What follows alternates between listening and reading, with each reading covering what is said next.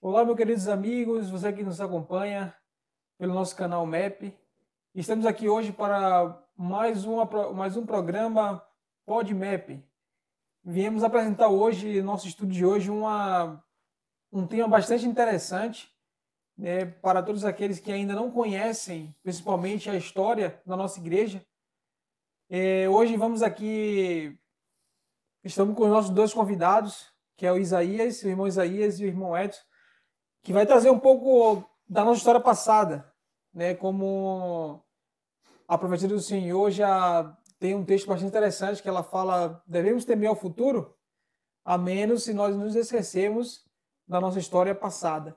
Então, vamos hoje no nosso estudo de hoje recapitular um pouco da nossa história passada, ver o que aconteceu, ver relacionado a mensagem que irá iluminar a terra. E para darmos início a esse estudo de hoje, vou ler um texto aqui que está em Apocalipse, capítulo 18, no versículo 1, que diz assim: Depois dessas coisas, vi descer do céu outro anjo, que tinha grande autoridade, e a terra se iluminou com a sua glória. E quem vai dar início ao nosso estudo de hoje é o nosso irmão Isaías. Vou passar a palavra agora para ele. Olá, queridos irmãos. Como o Elias mencionou aqui, nós iremos estudar a respeito do que aconteceu em 88, ali em Minneapolis, né? A história da Igreja Adventista. E por que é importante, né, estudarmos o que aconteceu ali em 88 e qual foi a mensagem ali que Deus enviou à sua igreja ali, né, através dos mensageiros A.T. Jones e Wagner. Nós separamos aqui alguns textos aqui para poder ler, para poder a gente contextualizar, né, o que a gente vai falar. E aqui tem um texto aqui de Ellen White, em 27 de junho de 1884, que ela diz assim, ó: Deus está suscitando o povo para proclamar o alto clamor da mensagem do terceiro anjo. E ela diz: o alto clamor em breve será ouvido, e a terra será iluminada com a glória de Deus. Isso aqui ela escreveu em 84.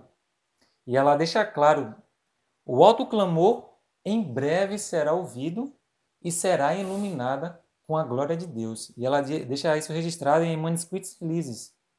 E em 86 também, ela escreve outro texto relacionado ao alto clamor,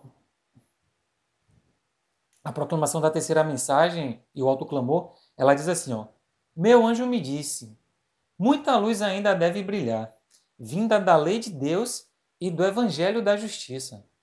Essa mensagem, compreendida em seu verdadeiro caráter e proclamada no Espírito, iluminará a terra com a sua glória. A grande questão decisiva deve ser trazida perante todas as nações, línguas e povos. A obra final da mensagem do terceiro anjo será acompanhada de um poder que enviará os raios do sol da justiça a todos os caminhos e encruzilhadas da vida, e decisões serão tomadas em favor de Deus como um governador supremo. Sua lei será vista como a norma de seu governo. Isso aí está em materiais de 1888 que ficou registrado. Então, o que a gente percebe aqui nesses dois textos é que parece que Deus, através da sua profeta, estava preparando o povo para o que ia acontecer em 1888. Ela deixa claro, Deus está suscitando um povo para proclamar a mensagem do alto clamor, que em breve será ouvido e será iluminado toda a terra com a glória de Deus. E ela diz de novo, repetindo, o anjo fala para ela: muita luz ainda deve brilhar, vinda da lei de Deus e do evangelho da justiça. E quando a gente vai em 88, que a gente vai entrar, a gente vai ver que a mensagem central ali em 88 é justamente a respeito disso, da lei de Deus e do evangelho da justiça. Os mensageiros ali, eles trazem, ela chega a falar, né, que é um dilúvio de luz a respeito da lei e do evangelho, de uma forma que nem a igreja conseguia encaixar tão bem ainda a, o que a gente tem é tipo a justiça e a misericórdia se beijaram.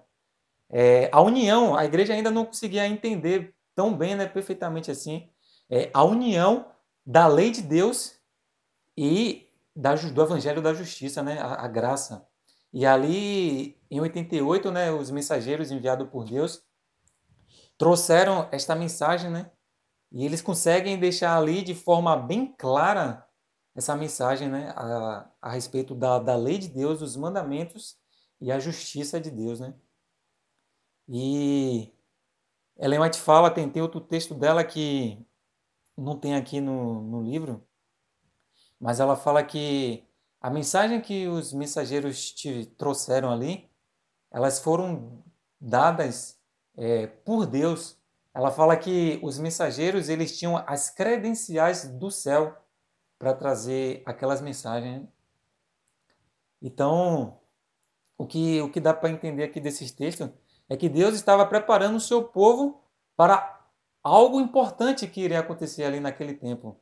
Não sei quantos anos mais ou menos a igreja adventista devia ter ali de formação, talvez uns 30. E também nós não sabemos assim exato quantos membros batizados a igreja tinha ali de forma oficial. Mas o que nós sabemos através desses textos e vários outros que a gente pode pegar era que Deus estava preparando o seu povo para derramar uma mensagem especial, que ela fala que essa mensagem traria o alto clamor e o poder da chuva cerúlea, né? Então, é interessante, né, essa questão, porque a gente encontra isso na palavra de Deus, né, em Apocalipse Sim. 18, né? Acho que o irmão Elise vai ler pra gente aí. O verso 1 de novo. É. Depois dessas coisas, vi descer do céu outro anjo, que tinha grande autoridade, e a terra se iluminou com a sua glória. Então, está profetizado, né? Isso já está profetizado. O interessante é que Deus, ele já, como o irmão falou, né? Ele vinha preparando, trabalhando, né? Com a sua igreja. Então, uma coisa que eu acho interessante é que ali em 1844, né? A história da nossa igreja, né? Ou seja, houve o desapontamento, né? E Cristo já foi lá para o Santíssimo. Sim. E ele já queria que o povo se preparasse já para ele voltar e já pegar o povo, já buscar o seu povo, né? E, então, mas sabemos que isso não aconteceu, né? E, então, onde que nós vamos entrar nesse assunto? E eu acho bem interessante, né? E a gente sempre estudando esse assunto, a gente como se fosse uma fonte esgotável, né? Sim. Porque Cristo ele vai sempre derramando, né? Luz e mais luz, né? Luz e mais luz. E é algo bem interessante, né? E aqui eu queria ler um detalhe interessante que fala que tá em Materiais de 88. Diz assim, ó, isso aqui foi 2 dias antes da conferência começar. Pegando o gancho do irmão que deu ali, né? O Senhor está disposto a derramar grande luz sobre aqueles que abrem o coração aos seus divinos raios. Aqueles que definiram uma certa forma em que os raios devem vir, irão falhar em recebê-los. Eu já estava dizendo, olha, vai vir uma luz aí, e quem rejeitar vai estar cometendo um erro, uma falha. Eu já estava advertindo, né? Sim. E diz que, a menos que rapidamente mudem de atitude atual, de alguns aqui se dirá, escondestes a chave do conhecimento.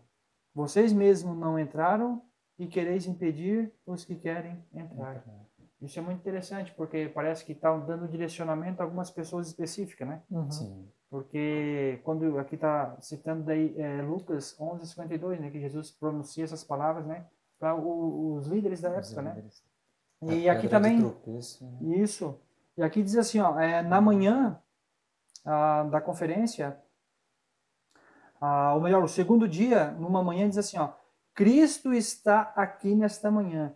Anjos estão aqui e estão medindo o templo de Deus e aqueles que adoram nele. Olha só, usa a palavra ali, né, está medindo o templo de Deus, ou seja, estava avaliando, né, a situação, talvez de forma individual, talvez de forma coletiva, mas enfim, usa uma palavra de um significado, parece que de juízo, né? Sim. Olha que coisa interessante, porque está medindo, está avaliando, né? Ou seja, quando o irmão aqui trabalha com construção, vai fazer uma construção, você precisa avaliar, precisa medir o tamanho, né, o espaço, né, largura, comprimento, para dar uma forma, né, para aquele projeto. Então, veja, usa uma palavra aqui que me chamou bastante atenção, né? Então, a gente vai vendo que Deus já estava preparando o povo, né, trabalhando alguns anos antes ali, e quando estava chegando perto, 2 dias antes, ele disse, olha, Deus vai dar uma luz aí, né? E assim, ó, tome cuidado ao rejeitar ela, né? E depois, pela manhã, no segundo dia da conferência, ela fala, os anjos estão aqui. E estão, vamos dizer assim, como eu falei, parafraseando, né? Estão aqui vendo cada situação. Então, isso eu penso assim, ó, que a gente, quem estava lá na época, será que tinha consciência disso? Né? Uhum. Então, isso é algo para nós ficar refletindo, né? E eu já quero entrar aqui, não sei se o irmão tem alguma coisa para ler aí. Sim, a respeito disso, só para esses textos aqui mostra, né, o grau de importância daquela conferência, né, o quanto era importante aquela conferência ali sobre a igreja no povo de Deus, né? Porque tipo era a ocasião especial que a providência que Deus tinha estabelecido, né, para o seu povo, para a sua igreja, de derramar luz a respeito da lei e da justiça de Cristo. E tem outro texto que ela fala, não está aqui nesse livro que a gente trouxe, que ela fala que em todas as ocasiões assim importantes que vai decidir assim o curso da história humana, tem outro ser também que se faz presente, que é Satanás. Ela fala que ela deixa bem claro que o próprio Satanás também estava presente na Assembleia de Minneapolis. E a gente vê que porque tem um texto que ela fala que um dilúvio de luz ia ser derramado para o seu povo. E a gente pode, tipo, a gente fala que a única coisa que Satanás, dos momentos assim da história que ele temeu pela sua própria vida foi no dilúvio com Noé. Então, quando ela fala que um dilúvio de luz iria ser derramado ali, Satanás também temeu pelo seu reino. E ela fala que em coisas importantes assim, que vai decidir a história da raça humana, ele vai lá pessoalmente. Se lembra que ela fala a respeito da tentação de Cristo no Getsemane? Que ele fez questão de ir lá pessoalmente para tentar Cristo. Ele não delegou aquela função a nenhum outro demônio, mas ele mesmo foi lá. Então, eu estou falando só para a gente ver o quão importante foi aquilo ali. Né? Entendeu? Satanás ele não delegou a função a nenhum outro demônio para estar ali para poder atrapalhar das pessoas aceitarem aquela mensagem. Ele mesmo foi lá, porque naquele momento ali ele temeu pelo seu reino. E assim, ó, por que ele temeu pelo seu reino, né? Isso. É interessante, porque, assim, de uma forma bem cirúrgica, assim, né? E bem rápida e precisa, né? Porque a mensagem estava ligada também à questão da vitória sobre o pecado. Sim. Né? E sabemos que se a liderança ali, juntamente ali com os demais ali, os delegados, né, vamos dizer assim, se eles compreendessem a mensagem, né, que Cristo é capaz de transformar o nosso caráter e fazer com a gente aquilo que a gente não consegue fazer, se fosse compreendido isso, o reino dele seria destruído. Era a mensagem que prepararia o povo. Né? Exatamente. E aí Satanás foi... Eu queria só chamar a atenção aqui para a questão da conferência de 88, né? Vem a ser hoje, né, aquelas reuniões que acontecem 5 em 5 anos, né? Então, hoje acontece 5 em 5 anos. Naquela época, se não me engano, acontecia todo ano. Então, assim, quando é algo que vai definir o curso da igreja, né? Eles fazem a conferência ali, então essa conferência de 88 nada mais é que os delegados de todo mundo, né? Estavam ali presentes, né? E então, chegado o dia da conferência, diz assim, ó: em sua grande misericórdia, enviou o Senhor preciosa mensagem a seu povo por intermédio dos pastores Wagner e Jones. Esta mensagem devia pôr de maneira mais preeminente diante do mundo o Salvador crucificado. Ou seja, de forma mais destacada, né? O Salvador crucificado. O sacrifício pelos pecados de todo mundo. Apresentava a justificação pela fé no Fiador. Convidava o povo para receber a justiça de Cristo, que se manifesta na obediência a todos os mandamentos de Deus. Muitos perderam Jesus de vista. Deviam ter tido o olhar fixo em sua divina pessoa, em seus méritos e em seu imutável amor pela família humana. Tem aquele famoso quadro que eu acho que todos conhecem, né? Que depois eu acho que foi Tiago White que refez ele, que estava, por exemplo, tinha lá o Sinai, tinha a lei de Deus e etc. E tinha Cristo, mas Cristo, nesse primeiro quadro, estava de uma forma bem em segundo plano, vamos dizer assim, e a lei se destacava mais. Mas daí eu acho que, não me recordo exatamente, eu acho que foi Tiago White, que ele, o outro pioneiro, que refez o quadro e colocou Cristo como destaque, entendeu? E, então, isso retrata, né, a mentalidade da qual eles tinham, né? Da que a igreja tinha, né? Exatamente. E assim, ó, todo o poder foi entregue em suas mãos, para que ele pudesse dar ricos dons aos homens, transmitindo o inestimável dom de sua justiça ao impotente ser humano. Esta é a mensagem que Deus manda proclamar ao mundo. É a terceira mensagem angélica que deve ser proclamada com alto clamor e regada com o derramamento do seu Espírito Santo em grande medida. Então, veja bem, os mensageiros foram e deram a mensagem, e Ellen White endossou. Sim. E o que me chama a atenção aqui é o seguinte, é que Ellen White ela fala claramente, ó, que se manifesta, a justiça de Cristo que se manifesta na obediência a todos os mandamentos de Deus.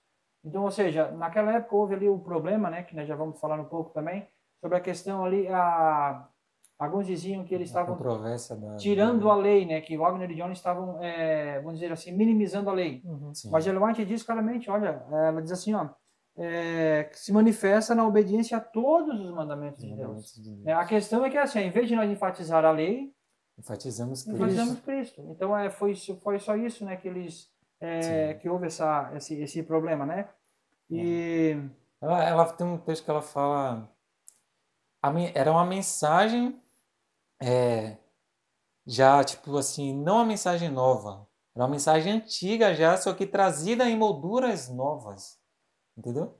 Tipo, era uma ampliação da mensagem, porque, tipo, a gente sabe, tipo, a verdade, ela chega, a verdade, a luz da verdade, ela só amplia aquilo que já foi revelado, entendeu? Sim. Então, foi uma ampliação da mensagem que eles já tinham, só que em molduras novas, entendeu? Molduras simples. Porque justamente mais fácil de entender. Quando ela começa a caminhar com Jones e Wagner durante as campanhas e palestras e tal que eles estavam dando, aí algumas pessoas chegam de canto para ela perguntar, né?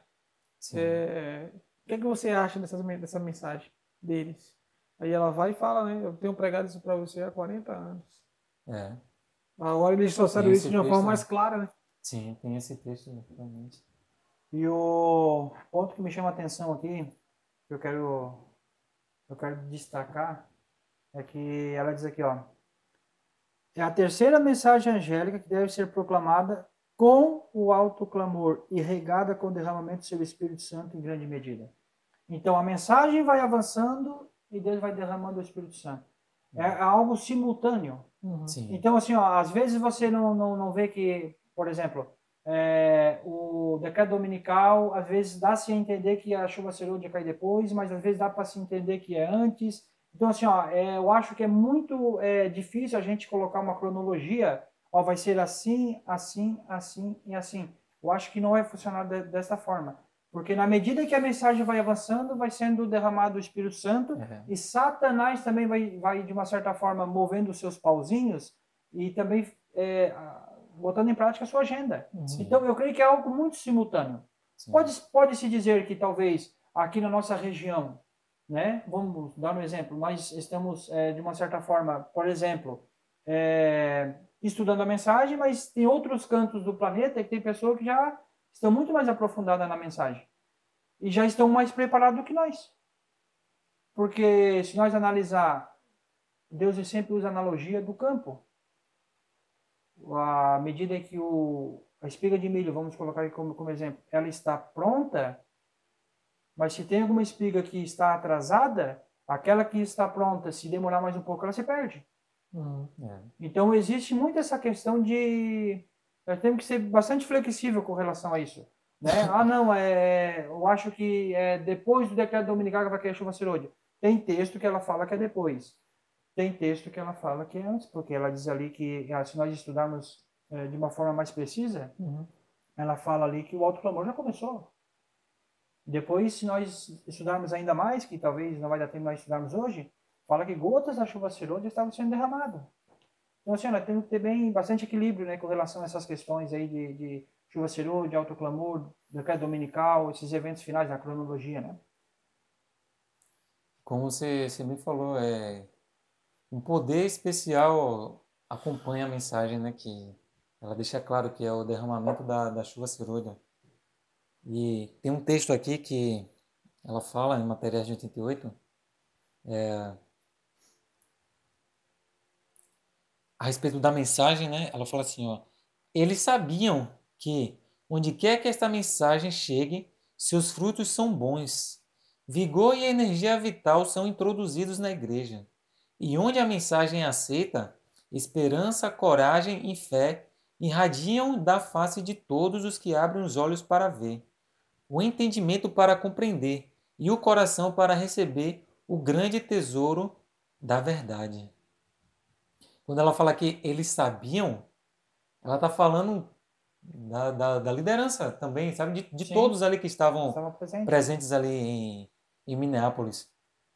Eles sabiam que onde quer que esta mensagem chegue, os frutos são bons, porque o poder acompanha a mensagem, entendeu? E ela fala, vigor e energia vital são introduzidos na igreja, onde a mensagem é aceita, esperança, coragem e fé irradiam da face de todos. Eles sabendo que os frutos da mensagem são bons, por que assim então eles decidiram não aceitar e ainda, como foi mencionado ali, né? Se a pedra de tropeço ali não aceita e nem deixa outras pessoas aceitarem. Olha que tá.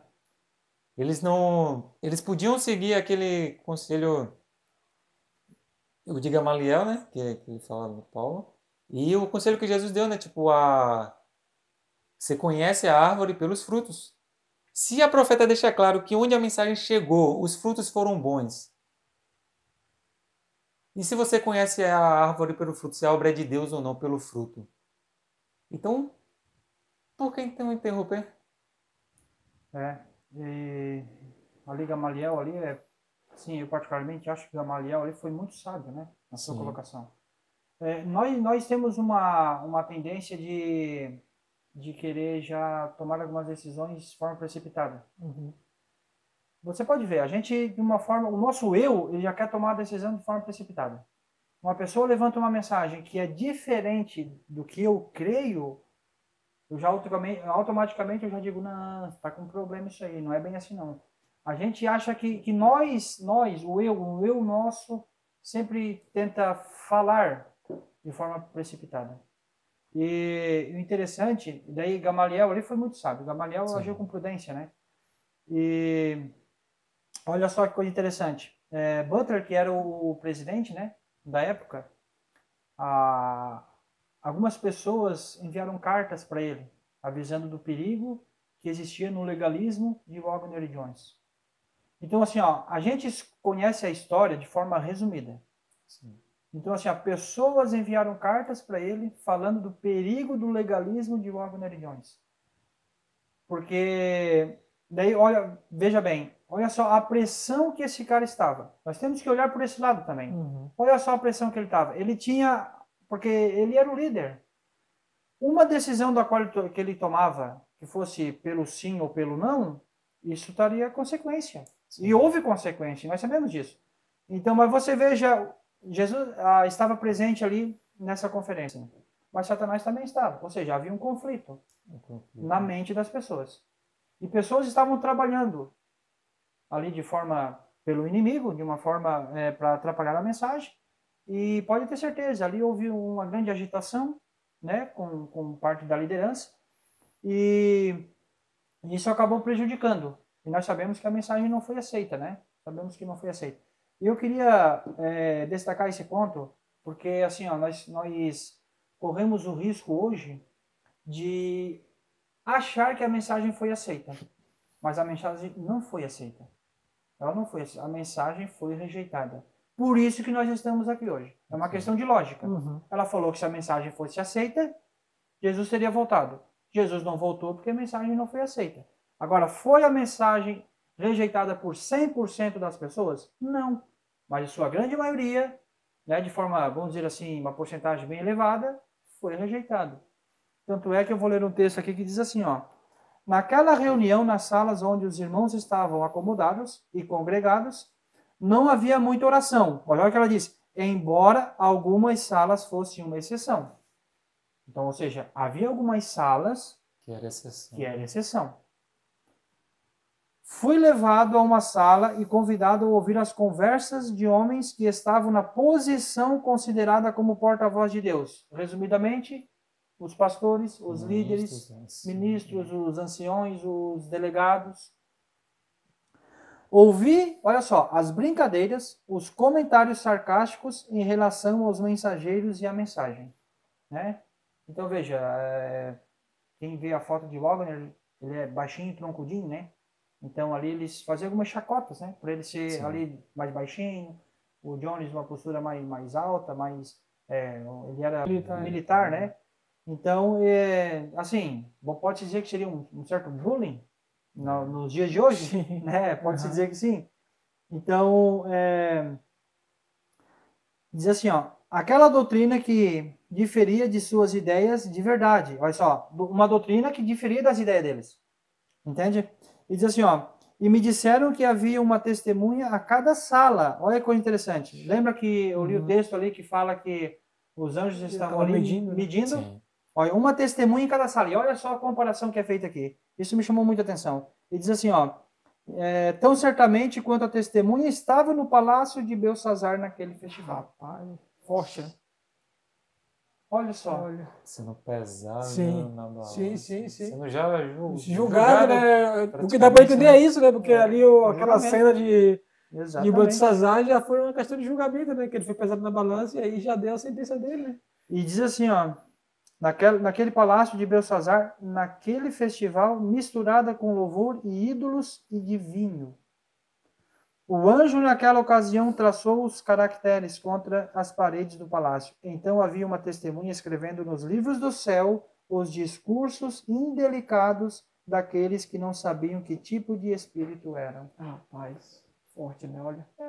Então, assim, ó, foi um momento da nossa história muito decisivo. E a pergunta que eu faço é, quem conhece essa história? Quem conhece essa história? Eu falo por mim mesmo. Eu ouvia falar da conferência. Eu ouvia.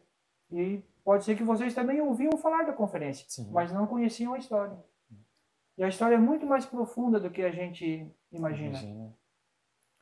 Porque é pregado uma história sobre esse acontecimento que, na verdade, difere um pouco do que realmente aconteceu. Sim. E devemos ficar atentos, porque a comparação que é feita aqui é uma comparação assim, de forma bem direta, né, vamos dizer assim, de quase que um julgamento que aconteceu com aqueles que estavam presentes, por rejeitarem a mensagem. Né? Então é algo para nós pensar e nós refletir bastante sobre isso. Como tem um autor de um livro, acho que é a Missão do Autoclamor mesmo, ele fala a respeito dessa situação, né? Como é difícil você encontrar essa mensagem.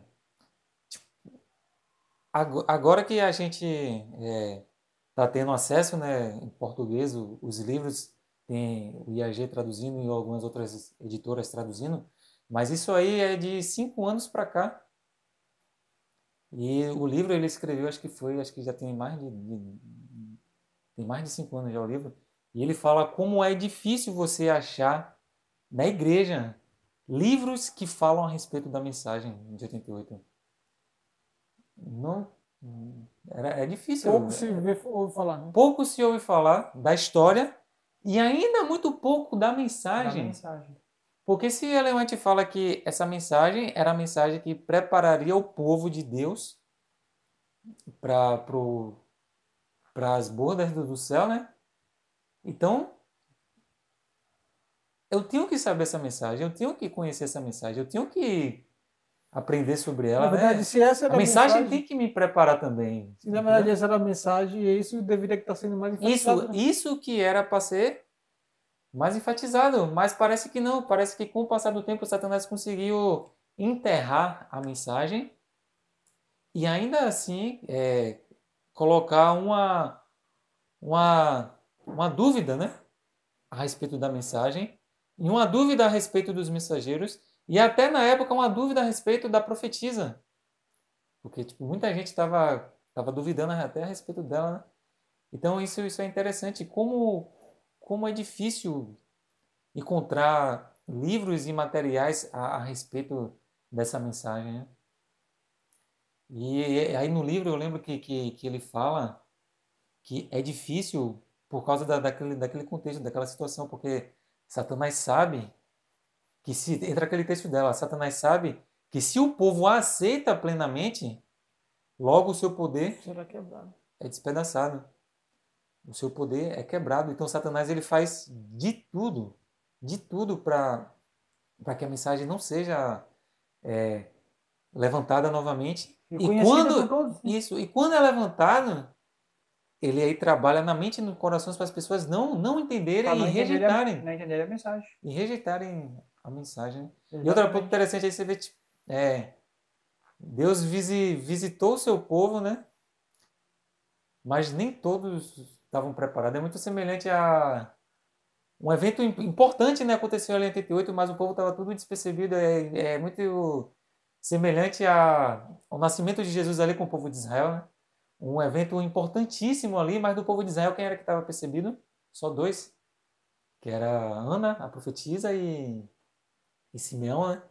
E novamente um evento importante ali acontecendo no meio do seu povo e a maioria tudo disperso. Isso é para a gente refletir e aprender com os nossos antepassados, né? Aqui eu queria ler algo interessante aqui, que nós aqui vamos nos ater hoje sobre, mais de forma precisa, o que aconteceu, né? De forma bem resumida, né? O que aconteceu em Minneapolis, né? Sobre a mensagem, né? Ali, um pouco sobre essa questão, né? E vamos, no outro vídeo, falar sobre a mensagem em si, né? Um pouco mais sobre a mensagem. E aqui diz assim, ó, que eu achei bem interessante. Os preconceitos e opiniões que prevaleceram em Minneapolis não estão mortos, de forma alguma. As sementes foram semeadas e estão prontas a germinar a vida e trazer uma colheita da mesma espécie, porque as raízes ainda estão aí. Então, ou seja, Satanás ele conseguiu, vamos dizer assim, complicar a situação naquela época, mas Conseguiu semear. E semear. E passando de geração em geração dentro da história da igreja. Né? Os preconceitos e opiniões que prevaleceram em Minneapolis não estão mortos. Olha uma coisa interessante. E olha o que diz aqui, depois no outro aqui para concluir. Os galhos foram podados, mas as raízes não estão mortas. E trarão sua desgraçada colheita, para envenenar a percepção e cegar a compreensão daqueles que os quais você conecta, em referência aos mensageiros, em referência à mensagem que Deus envia. Então veja bem, aquilo que foi disseminado em Minneapolis, vou ser bem direto aqui, por que os livros hoje não são publicados com relação, por exemplo, ao que aconteceu sobre aquele contexto? Porque isso é uma semente que foi semeada e passada de geração em geração. Por isso que esses materiais, isso é um trabalho do inimigo, para que não tenha acesso à mensagem. Então, está aqui de forma bem clara, né, para a gente entender essa questão, né? Por que essa mensagem não é conhecida? Por que não é aceita? Por quê? Porque Satanás ele fez um trabalho e pode-se dizer que ele quando ele vai fazer um trabalho, né, ele tenta fazer de forma perfeita. Nós não temos dificuldade em crer na perfeição em Cristo, né? Sim. As pessoas dizem que não é possível, mas Satanás ele tenta ser perfeito naquilo que ele faz. Pode ter certeza. Se ele vai querer derrubar uma pessoa, ele vai tentar ser cirúrgico e preciso. Ele vai, de todas as formas, ser mais perfeito possível, né? Então, só para nós contextualizar um pouco mais essa questão, né? Então, irmãos, chegamos ao fim de mais um estudo de hoje, mas eu convido vocês para a próxima parte, que vamos dar continuação a esse estudo. Hoje centralizamos um pouco a nossa introdução, né, ali em relação a Minneapolis, ao que aconteceu, a sua história, como foi lido ali alguns capítulos, algumas passagens dos anos 84, 86 e um pouco de 88, mas vamos centralizar no nosso próximo estudo mais relacionado à mensagem em si, o que aconteceu, por que foi rejeitada, como desenrolou esses acontecimentos. E eu convido vocês para não perder a segunda parte. Compartilhe essa mensagem que é de suma importância para mim e para todos nós. Deus abençoe a todos vocês.